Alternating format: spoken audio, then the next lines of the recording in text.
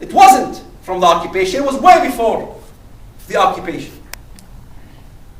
Islam marched through Spain. They sacked the Vatican. They went to Vienna. The Ottoman Empire spread all throughout the Middle East. Before that even, Umar ibn al-Khattab took over Jerusalem. Look at the writings of Sophronius. Talks about what happened in Jerusalem. Because we only look at the one side. We only look at the Crusaders. Well, all Christians today confess that what the Crusaders did was evil. A lot of the things they did were not good. However, most Americans don't ask the question, what happened to the Crusaders? It was a response to the taxation that was caused to the Christian pilgrimage. In fact, most Americans think that you can have peace with this kind of thing. We can have peace with Hamas. You can have peace with Islamists. I remember Sheikh Qaradawi. You know, anybody heard the name Sheikh Qaradawi? Sheikh Qaradawi is not some small cookie. Sheikh Qaradawi is one of the most prominent Islamic scholars in the Middle East to the Sunni Muslim world. He gives fatwas at the EU, you know. He's a moderate Muslim. If you look at what Sheikh, I have a recording, I can show all of you if you like. I can put it on my website if you're interested, where Sheikh Qaradawi talks about this whole issue about peace. He gives an example of Salah ad-Din al-Ayyubi, Saladin. You've all seen The Kingdom of Heaven, Saladin. Salah ad-Din al-Ayyubi was approached by his advisor, an Arab. Salah ad-Din al-Ayyubi was a Kurdish. And the Arab advisor told him that the Crusaders, Lionheart, wants peace. Should we have peace? The discussion opened up. And Salah ad-Din asked the consultant, said, what do you think we should do? And he says, well, the Quran says, if they want peace, then go ahead, go for peace. And Salah ad-Din al-Ayyubi looked at him and he said, you are an Arab and I'm a Kurd. You should know the Quran better than I. The Quran also said, أَنَّا تَجْنَحُ لِلسِّلْمِ وَأَنْتُمْ الْأَعْلَوْنَ. Why would you adhere to peace when you are the upper hand? That's the example. When you're stronger than the Crusaders, why should you adhere to peace? That's the example Sheikh Qaradawi gave. And now they're talking about peaceful Muslim brotherhood or moderate Muslim brotherhood. Robert Leake in the Nixon department over there wants to do a negotiation with the Muslim Brotherhood. Sheikh Qaradawi's. Why should you adhere to peace when you have the upper hand? In other words, when you are not the stronger party, you wait, you lay still. You advance jihad ideology, you advance material, finance. Jihad comes in three sections. Jihad comes by the pen, by finances, supporting. You can participate in jihad from your home by sending money. And then comes the jihad struggle by the sword. So it goes into different stages, you know, and then the real stage shows up in the end. You have in Lebanon now, Hezbollah, a state within a state.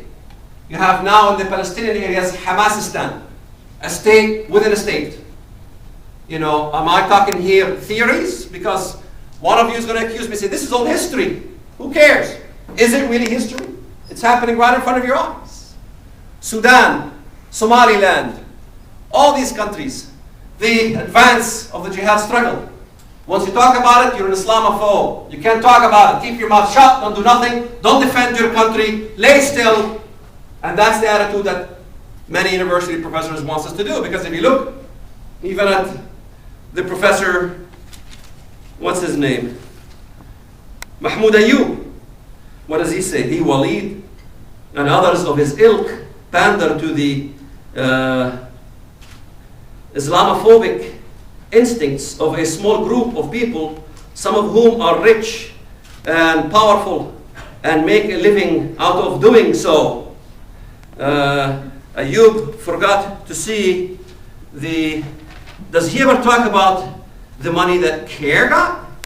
Let's see.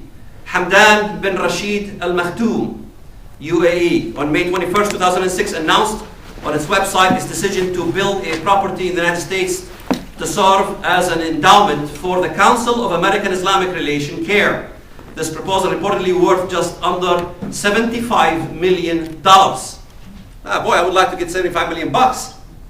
Am I getting 75 million bucks? I'd rather go to my job as a computer programmer. You know, I make a little more money because now I write books. I sell books. My crime is I sell books. In the paper, he sells books.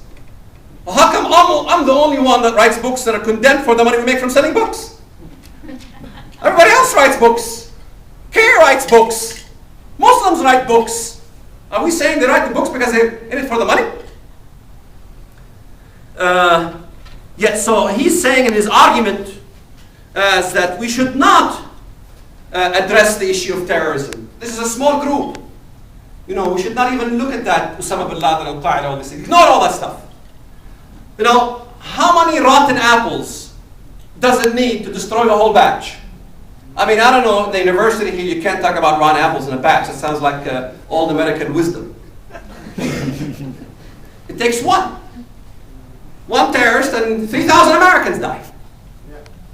That doesn't matter to you. You were not in that building when you had to fly down to the ground and die. You're not the two Jews that got captured just by getting lost in the street of Ramallah. Now, big deal, okay.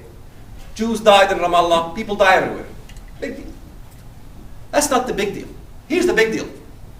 When you see the entire men of Ramallah, the capital of Palestine, and some liberal camera happens to take film by accident, and you see the children and the men with a platter, and in it is an intestines, human lungs, heart, kidney, what have you, and the young children and the men come and grab pieces of the flesh.